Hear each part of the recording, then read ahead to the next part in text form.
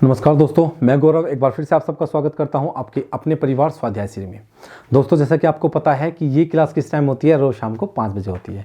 तो इसमें आपकी स्टैटिक जीके की क्लास चलती है और स्टैटिक जीके में भी ऐसे वैसे स्टैटिक जीके नहीं, फुली डिटेल के साथ पढ़ाते हैं अच्छी तरह। मतलब एक क्वेश्चन की फुली डिटेल जितना आपके लिए आवश्यक है। अगर किसी क्वेश्चन में लगता है कि इस क्वेश्चन में एक्स्ट्रा बताने की आवश्यकता नहीं है, वो बात की है, लेकिन पहले कोशिश की जाती है पर कि प्रत्येक क्वेश्चन के बारे में आपको पूरी डिटेल बताई जाए अच्छे से। ठीक है, तो आइए शुरू करते हैं हम आपका पहला क्वेश्चन इसी के साथ। ठीक है, इसी एक अच्छी सी शुरुआत के साथ आपके पहले क्वेश्चन की हम लोग शुरुआत कर लेते हैं कि पहला क्वेश्चन क्या कह रहा है। बस 1 मिनट का मुझे टाइम दे दीजिए, थोड़ा सा मुझे टाइम दे दीजिए बस। चलिए अब शुरू करते हैं आपका पहला क्वेश्चन। पहला क्वेश्चन क्या कहता है, आंसर देना है आप लोगों को। राज्याभिषेक समारोह का विवरण निम्नलिखित में से किसमें किया गया है, बताइए। राज्याभिषेक जो समारोह होता है, राजाओं के टाइम पे जब मुकुट पहनाया जाता था, उनका राज्याभिषेक किया जाता था, इसका विवरण किसमें मिला है? आपका केनोपनिषद में, विष्णु उपनिषद में, ऐतरेय ब्राह्मण में या अथर्ववेद में? बताइए किसमें मिला है आपका? ऑप्शन नंबर ए, बी, सी या फिर डी। तो किसमें मिला है आपका? ऐतरेय ब्राह्मण में। किसमें मिला है? ऐतरेय ब्राह्मण में इसका उल्लेख मिलता है। ऐतरेय ब्राह्मण ऋग्वेद से संबंधित है। किससे? ऋग्वेद से। किससे संबंधित है आपका? ऋग्वेद से संबंधित है आपका ऐतरेय ब्राह्मण। ठीक है ना। तो राज्य से अभिषेक समारोह का वर्णन किसमें मिलता है? ऐतरेय ब्राह्मण में मिलता है। तो कुछ डिटेल बताने की जरूरत नहीं है, इसमें देखते हैं अभी हम। आपका क्वेश्चन नंबर 2 क्या कहता है? क्वेश्चन नंबर 2 पे ध्यान दीजिए और आंसर दीजिए। वैदिक युग में राजा अपनी जनता से जो कर वसूलता था उसे क्या कहते थे? जब वैदिक युग था या वैदिक सभ्यता जब थी, उस समय राजा भी तो अपनी प्रजा से कोई ना कोई कर वसूलता होगा। तो उस कर को क्या कहते थे? कर को कहते थे बलि, विदत, वर्मन या कर। बताइए ऑप्शन नंबर ए, बी, सी या फिर डी। क्या कहते थे आपके वैदिक काल में राजा के द्वारा अपनी जनता से लिए जाने वाले कर को क्या कहते थे? क्या कहते थे आपका? बलि कहते थे। क्या कहते थे? बलि।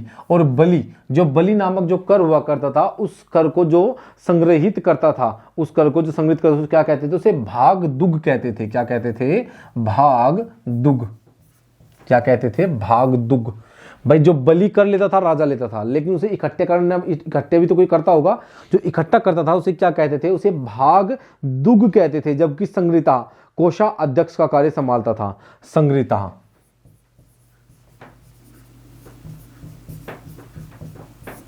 क्या कहलाता था? आपका जो संग्रहिता होता था, क्या होता था आपका?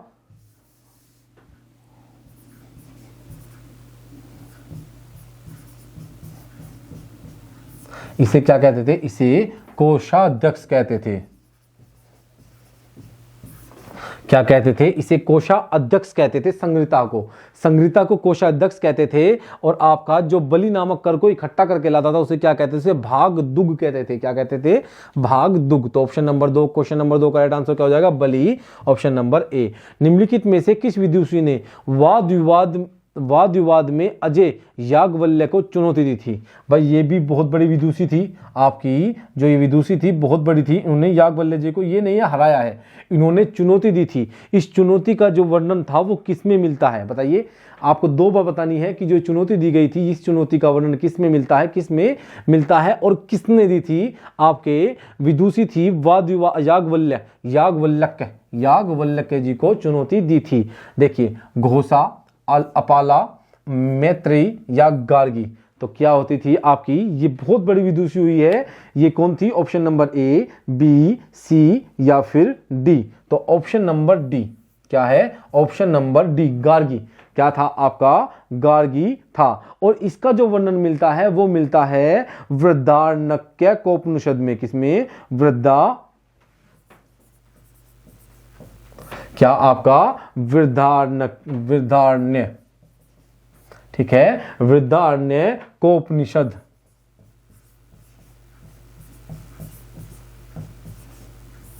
क्या हुआ आपका? बृहदारण्यकोपनिषद में इसका वर्णन मिलता है। गार्गी ने चुनौती किसे दी थी? याज्ञवल्क्य जी को दी थी। आपका यूपी पुलिस में पूछा गया क्वेश्चन था ये कि याज्ञवल्क्य जी को चुनौती देने वाली विदुषी कौन थी? कौन थी आपकी? गार्गी।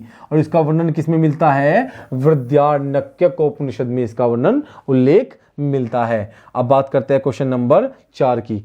प्राचीन भारत में निम्नलिखित में से किस विवाह को विधि सम्मत नहीं माना जाता था? बताइए, प्राचीन काल में किस विवाह को विधि सम्मत नहीं माना जाता है? दैव्य विवाह को, आर्ष विवाह को, गंधर्व विवाह को, या फिर आपका ब्रह्मस विवाह को? क्या आपका किस विवाह को आपका विधि सम्मत नहीं माना जाता था? बताइए, आपका किस विवाह को विधि सम्मत नहीं माना जाता था? तो किसे? गंधर्व विवाह को विधि सम्मत नहीं माना जाता था। किसमें? ऑप्शन नंबर सी में, प्राचीन काल में। तो 4 का राइट आंसर क्या हो जाएगा? ऑप्शन नंबर सी हो जाएगा। 5 की बात करते हैं। अब बात करते हैं, बड़े क्वेश्चन आ जाते हैं, क्योंकि जो आपके वैदिक सभ्यता होती है या प्राचीन भारत होता है, आपका जितना भी होता है वहां से एक वन लाइनर क्वेश्चन बनते हैं, लेकिन यहाँ से डिटेल आ जाती है बहुत सारी। अलाउद्दीन खिलजी है भाई, बड़ा शासक रहा है, कोई बात नहीं। आपके मुसलमान आक्रमणकारी थे, भारत में। मैंने कहा है मुसलमान आक्रमणकारी थे, वो विदेशी थे, भारतीय नहीं थे। इसलिए बड़े टॉपिक हैं इनके, तो इसलिए अच्छी तरह से याद करना भी होगा हमें। मैंने कहा है कि वो विदेशी थे, हमारा इनसे कोई संबंध नहीं भी होगा तो हमें कोई दिक्कत नहीं है। देखिए, गुजरात के बघेला राजवंश का वह अंतिम शासक कौन सा था जिसकी हार के बाद अलाउद्दीन खिलजी को राज्य दे दिया गया था? अर्थात गुजरात के बघेला वंश का शासक था जिसकी हार के बाद वहां पर अलाउद्दीन खिलजी का कब्जा हो गया था। ठीक है, तो बताइए option number A Ram, Arjun Dev, Sarangdev या कर्णदेव? बताइए कौन था आपका बघेला वंश का अंतिम शासक जो अलाउद्दीन खिलजी से हार गया था? तो कौन था आपका? कर्णदेव था। कौन था? कर्णदेव। और राज्य ही नहीं दोस्तों, ये जो आक्रमणकारी थे आपके, जितने भी आपके जो आपके विदेशी मुसलमान आक्रमणकारी हुए, देखिए विदेशी तो अंग्रेजी भी थे, बिल्कुल विदेशी आक्रमणकारी तो अंग्रेजी भी थे, और यहां पर विदेशी ये भी है, तो बताना होगा ना कि विदेशी आक्रमणकारी जो मुसलमान थे वो क्रूर हुए, बहुत ज्यादा क्रूर क्यों हुए? देखिए, इसने आपका बघेला वंश पर आक्रमण किया, जीत लिया। आक्रमण किस पे किया? बघेला वंश पर, किसी रानी पर नहीं। लेकिन ये क्या करता था इनके शासनकाल में? क्या होता था? अक्सर ये होता था इनके शासनकाल में कि ये क्या करते थे आपका, जैसे ही इन्होंने आक्रमण किया तो जैसे ही इन्होंने कर्णदेव को हराया तो कर्णदेव के राज्य के साथ साथ इसकी पत्नी को भी जीत लिया, और पत्नी से भी इसने विवाह किया। पत्नी से विवाह किया जैसे भी, ठीक है ना, लेकिन विवाह किया इसने किससे? आपकी कर्णदेव की पत्नी से।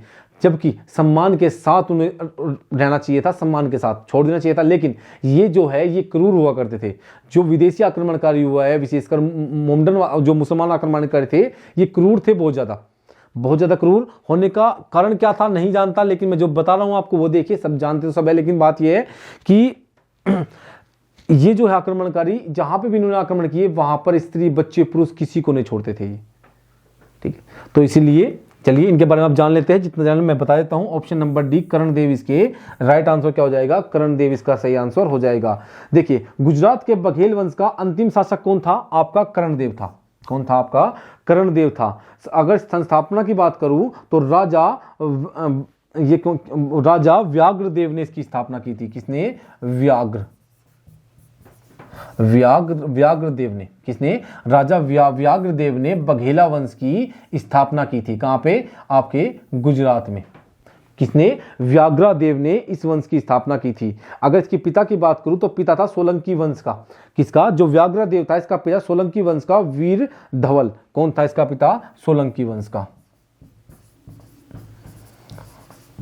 सोलंकी वंश का था। सोलंकी वंश, क्योंकि कहीं ना कहीं ये लोग सोलंकी वंश से ही निकले हुए थे। पिता का नाम क्या था आपका? वीर धवल। वीर धवल व्याघ्रदेव के पिता का नाम था, और गुजरात के बघेला वंश का संस्थापक था व्याघ्रदेव। जबकि इनका अंतिम जो शासक हुआ है वो हुआ है कर्णदेव। अलाउद्दीन खिलजी ने इसे हराया था। ठीक है ना। अगर बात करूं मैं अब अलाउद्दीन खिलजी के बारे में तो 1299 क्या आपका, पहले मैं एक बार बताता हूं, जो बघेला वंश है वो सोलंकी वंश का ही एक हिस्सा था। किसका? सोलंकी वंश या फिर चालुक्य वंश। दक्षिण भारत के सोलंकी और चालुक्य वंश थे, उनका ही एक हिस्सा था। कौन? आपका बघेला वंश, चालुक्य या फिर सोलंकी। ये दक्षिण भारत के वंश थे, इन्हीं का एक अंग था बघेला वंश, जिसका शासक था आपका अंतिम कर्णदेव। अब बात करते हैं अलाउद्दीन खिलजी के बारे में, और अलाउद्दीन खिलजी क्या कहता है इसके बारे में थोड़ा जान लेते हैं। ठीक है, अलाउद्दीन खिलजी के बारे में देख लेते हैं, क्योंकि बड़ा सम्राट रहा है, बहुत सारी नीतियां इसकी रही है आपकी, जो आपकी बाजार नियंत्रण प्रणालियों से शुरुआत करने वाला कौन था? आपका अलाउद्दीन खिलजी था। और अगर मैं बात करूं कि स्थायी सेना रखने वाला कौन था, ये भी आपका अलाउद्दीन खिलजी था। 1299 में खिलजी की सेना के गुजरात में आक्रमण कर कर्ण बघेल को हराया था। कब हराया था? 1299 में कर्णदेव को हराया। कर्णदेव, गुजरात, बघेला वंश।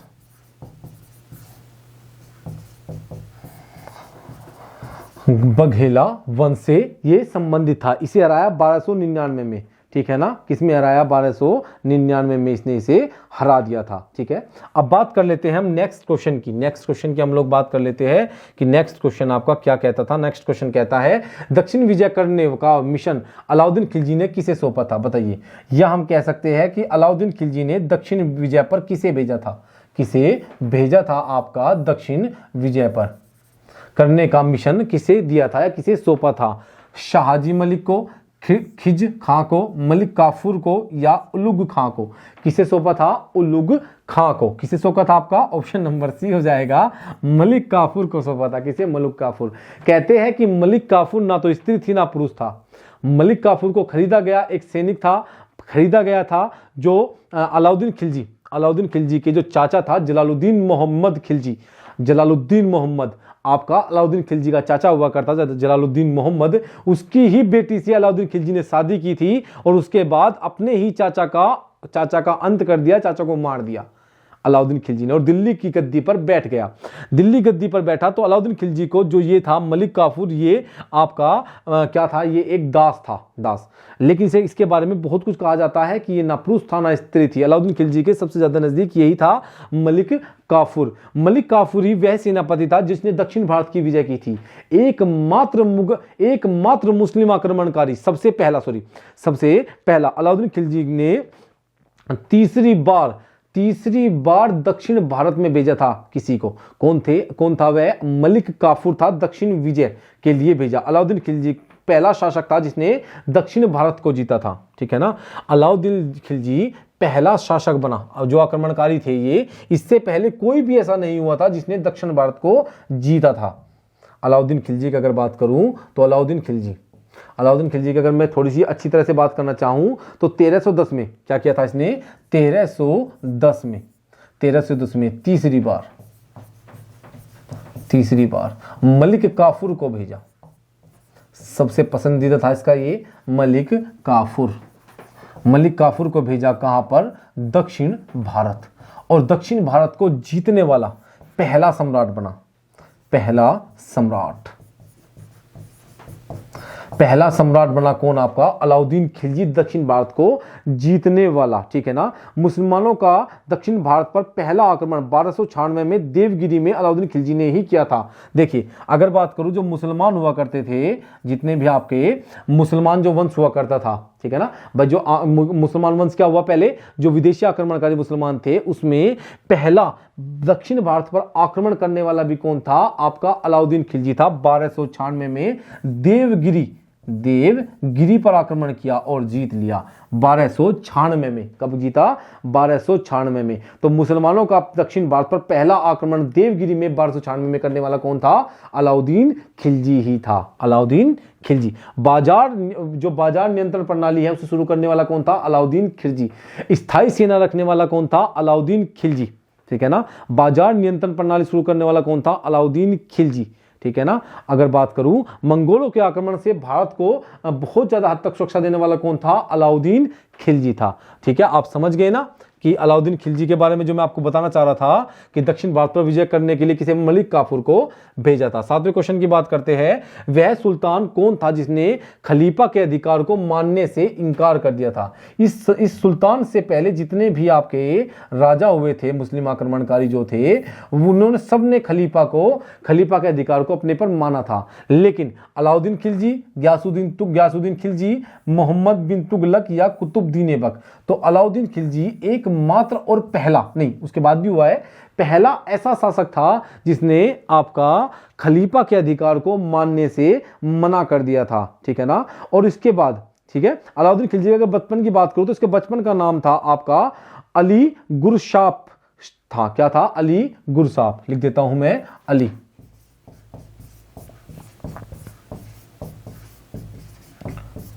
अली गुरशपा था। क्या था? अली गुरशापा था। क्या था? अली गुरशपा। इधर लिखता हूं, अली, क्या था? अली गुरशापा था। क्या था? अली गुरशापा।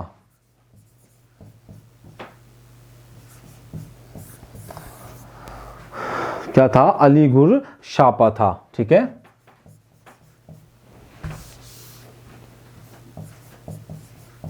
ये था अलाउद्दीन के बचपन का नाम, अली गुरशास्पा। अलाउद्दीन खिलजी क्या एक पहला ऐसा शासक जिसने खलीफा के अधिकार को मानने से मना कर दिया था। और इसके बाद जो हुआ, कुतुबुद्दीन मोहम्मद खिलजी ने स्वयं को खलीफा घोषित किया था। इसके बाद शासक बना एक कुतुबुद्दीन मोहम्मद खिलजी। कौन? कुतुबुद्दीन मोहम्मद खिलजी, जिसने अपने आप को खलीफा ही घोषित कर दिया था। लेकिन पहला कौन था जिसने खलीफा के अधिकार को नहीं माना? अलाउद्दीन खिलजी। किस कारण से मोहम्मद बिन तुगलक असफल व्यक्ति था? देखिए, मोहम्मद बिन तुगलक MBT, तुगलक वंश का, गयासुद्दीन तुगलक का बेटा, तुगलक वंश के संस्थापक गयासुद्दीन तुगलक का पुत्र था। बहुत ज़्यादा पढ़ा लिखा था, बहुत ज़्यादा अच्छी तरह, बहुत ज़्यादा पढ़ा लिखा था। दूसरी बात यह, इसकी जो नीतियाँ होती थी उदारवादी होती थी, अच्छी नीतियाँ होती थी इसकी।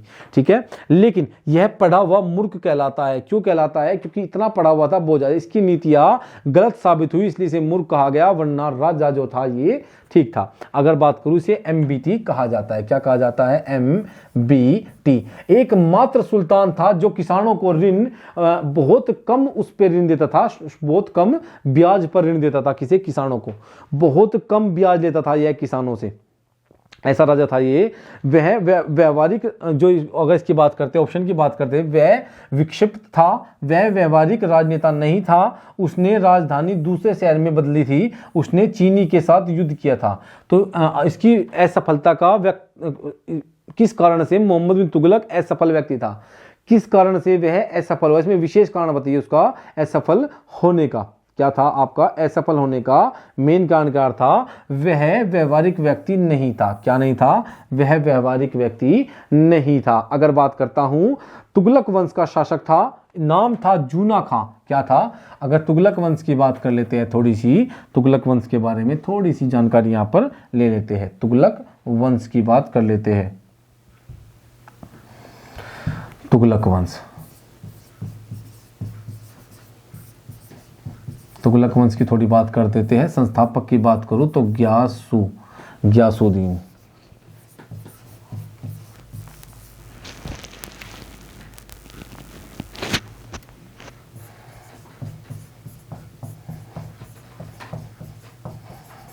गयासुद्दीन तुगलक था।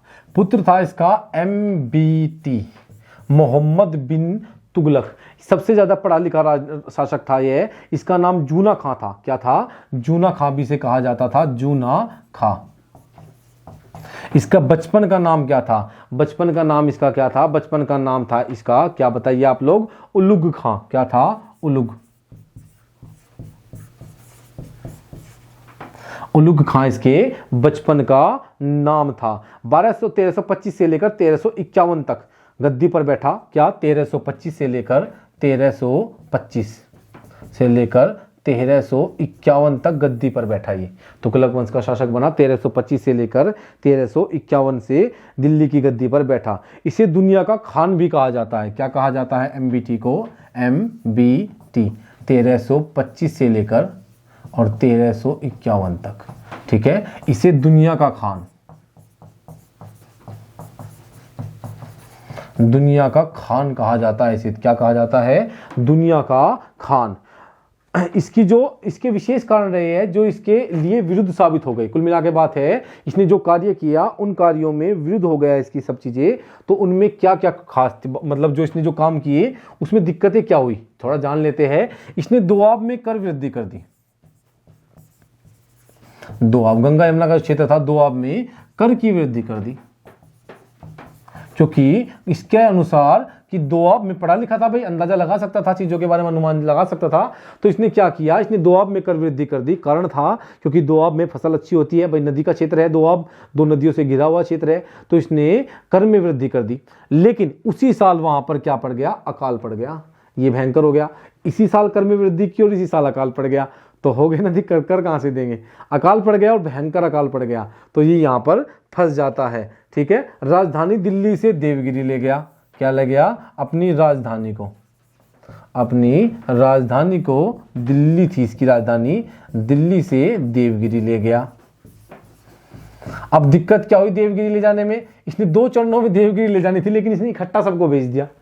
लोग आधे से ज्यादा तो वहां पर भूखे ही मर गए यार, वहां तक पहुंच ही नहीं पाए, तो वहां पे फंस गया ये। दोआब में कर वृद्धि करके फंसा, यहां पे फंसा, इसने सांकेतिक मुद्रा चला दी। क्या कर दिया इसने, सांकेतिक मुद्रा, सांकेतिक मुद्रा, सांकेतिक मुद्रा चलाई इसने। कोई दिक्कत नहीं है, सांकेतिक मुद्रा चलनी भी चाहिए, अच्छी बात है।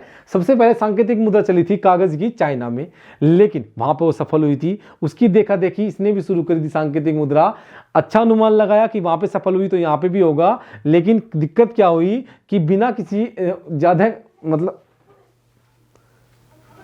मतलब सांकेतिक जो मुद्रा इसने चलाई थी, सांकेतिक मुद्रा का नुकसान ये हुआ कि इससे लुका छिपी और टकसालें खोल दी गई और इसे बहुत ज़्यादा दिक्कत हो गई। तो इसके कुछ बड़े काम थे, इसने चाइना पर आक्रमण करने के लिए एक सेना को इकट्ठा कर लिया कि सेना, और वो सेना कभी युद्ध पे गई ही नहीं। ऐसा राजा था ये, पढ़ा लिखा था लेकिन मूर्ख भी था। अगर मैं बात करूं एडवर्ड टॉमस कहते हैं कि इसे धनवानों का राजकुमार कहते हैं। क्या कहते हैं, एडवर्ड टॉमस इसे धनवानों का राजकुमार कहते हैं। क्या कहते हैं, इसे धनवानों का राजकुमार कहते हैं। तो समझ में आया आपका, इतना कुछ इसके बारे में जान लिया कि किस का ये व्यवहारिक व्यक्ति राजनेता नहीं था। क्या नहीं था, व्यवहारिक राजनेता नहीं था।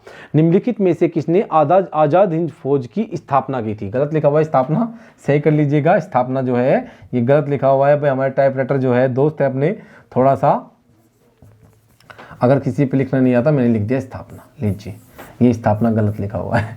निम्नलिखित में से किसने आजाद हिंदी लिखा हुआ है वो हिंद है, आजाद हिंद फौज का, आजाद हिंद फौज की स्थापना की थी। जवाहरलाल नेहरू ने, सुभाष चंद्र बोस ने, महात्मा गांधी ने या लाला लाजपत राय ने, किसने की थी। देखिए वैसे तो किसी ने भी नहीं की थी इसमें से, लेकिन सुभाष चंद्र बोस ने की थी, ऑप्शन नंबर बी। अगर मूल रूप से बात करूं कि किसने स्थापना की थी, तो रास बिहारी बोस ने 1943 में आपकी टोक्यो में आजाद हिंद फौज की स्थापना की थी। किसने की थी वैसे मूल रूप से अगर बात करूं तो रास बिहारी बोस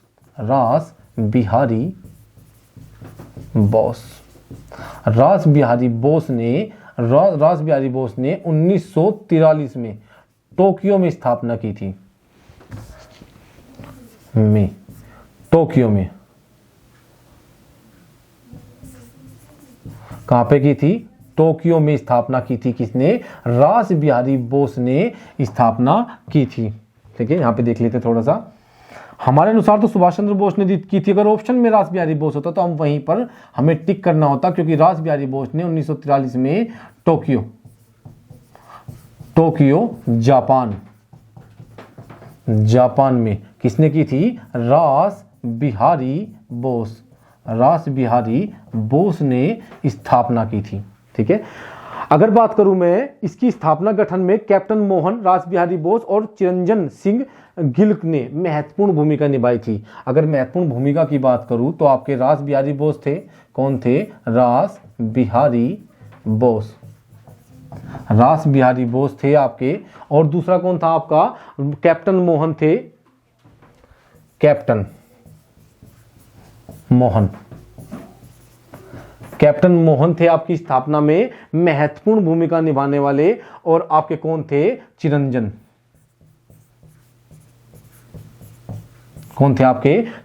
थे, चिरंजन नाम था उनका, चिरंजन सिंह गिल। ये आपके महत्वपूर्ण व्यक्ति थे जिन्होंने इसकी स्थापना की भूमिका में अपना विशेष योगदान निभाया था। रास बिहारी बोस, कैप्टन मोहन सिंह और चिरंजन सिंह गिल 1943 में टोक्यो जापान में रास बिहारी बोस ने स्थापना की थी। अब सुभाष चंद्र बोस कैसे आए इसमें, रास बिहारी बोस ने 4 जुलाई 1943 को सुभाष चंद्र बोस को आजाद हिंद फौज का नेतृत्व दिया था। क्या? रास बिहारी बोस ने ही 1943 में ही 4 जुलाई 1943 में 4 जुलाई 1943 में रास बिहारी बोस ने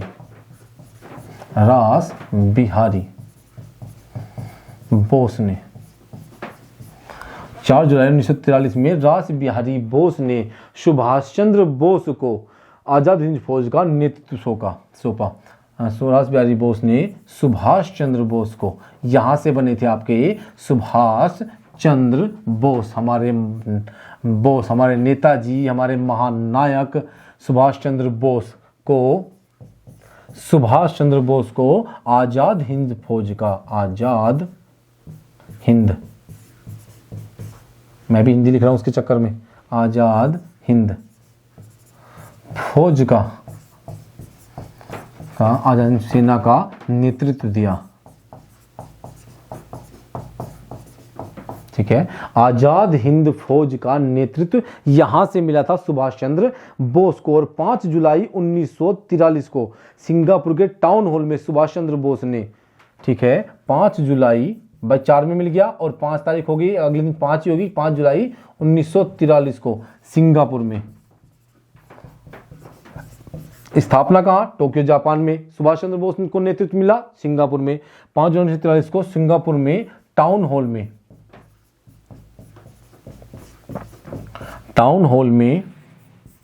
5 जुलाई 1943 को सिंगापुर में टाउन हॉल में सुभाष चंद्र बोस ने संबोधन किया। चंद्र बोस ने संबोधन किया, ने कहा, क्या कहा? दिल्ली चलो, दिल्ली चलो। बहुत फेमस नारा है इनका, दिल्ली चलो। ये कहा था ना सुभाष चंद्र बोस ने, कहां पे कहा था? सिंगापुर में। अब देखिए क्वेश्चन कितने बन जाते हैं। स्थापना कब हुई? 1943 में। किसने की? रास बिहारी बोस ने। सहायक कौन थे आपके? सहायक थे आपके रास बिहारी बोस, कैप्टन मोहन सिंह और चिरंजन सिंह आपका गिल। सिंगापुर में हैंडओवर किया किसे? हैंडओवर किया या फिर नेतृत्व दिया किसे? आपका सुभाष चंद्र बोस को दे दिया। उसके बाद सुभाष चंद्र बोस ने सिंगापुर में ही नारा दिया था, क्या दिया था? दिल्ली चलो। क्या दिया था? दिल्ली चलो। इतने क्वेश्चन एक ही क्वेश्चन से आ जाते हैं, अंदर से कितना कुछ बताया आपको, ठीक है, कितना कुछ आपको बताया। तो ऑप्शन नंबर बी आपका राइट आंसर हो जाएगा 9वें क्वेश्चन का। 10वें क्वेश्चन की बात करते हैं। 12 अप्रैल 1944 को सुभाष चंद्र बोस ने एक नगर में भारतीय राष्ट्रीय सेना का झंडा फहराया था। वह नगर इस समय किस राज्य या केंद्र शासित प्रदेश में है? बताइए। जो आपके सुभाष चंद्र बोस थे, हम सब के सुभाष चंद्र बोस थे, 12 अप्रैल 1944 को सुभाष चंद्र बोस ने एक नगर में भारतीय राष्ट्रीय सेना का झंडा फहराया था। वह नगर इस समय किस राज्य या केंद्र शासित प्रदेश में स्थित है? तो किसमें है? अंडमान निकोबार में, त्रिपुरा में, मणिपुर में या फिर मिजोरम में? बताइए किसमें होगा आपका? तो किसमें हो जाएगा? मणिपुर में है। वर्तमान में वह क्या है? वर्तमान में वह किसमें है? आपका मणिपुर में। मोराइंग नगर का कर्नल शौकत अली द्वारा 1944 को झंडा फहराया गया था। क्या झंडा फहराया गया? किसने फहराया था? आपका शौकत अली ने। मोइरांग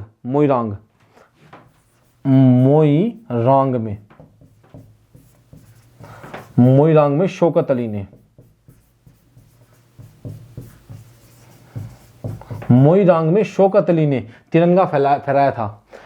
कब? आपका 1944 में, जो वर्तमान में कहाँ है? आपका मणिपुर में स्थित है। क्या है? कहाँ पर है? मणिपुर में स्थित है। ठीक है दोस्तों, और इसी के साथ आपके 10 क्वेश्चन पूरे हो जाते हैं। क्वेश्चन नंबर 11 है हमारे पास, लेकिन टाइम की कमी की वजह से भारतीय राष्ट्रीय कांग्रेस के प्रथम मुस्लिम अध्यक्ष कौन बने थे? Option number B, Badruddin Tyabji बने थे। कल बताऊंगा इसके बारे में। तो आज के लिए इतने रखेंगे दोस्तों, धन्यवाद।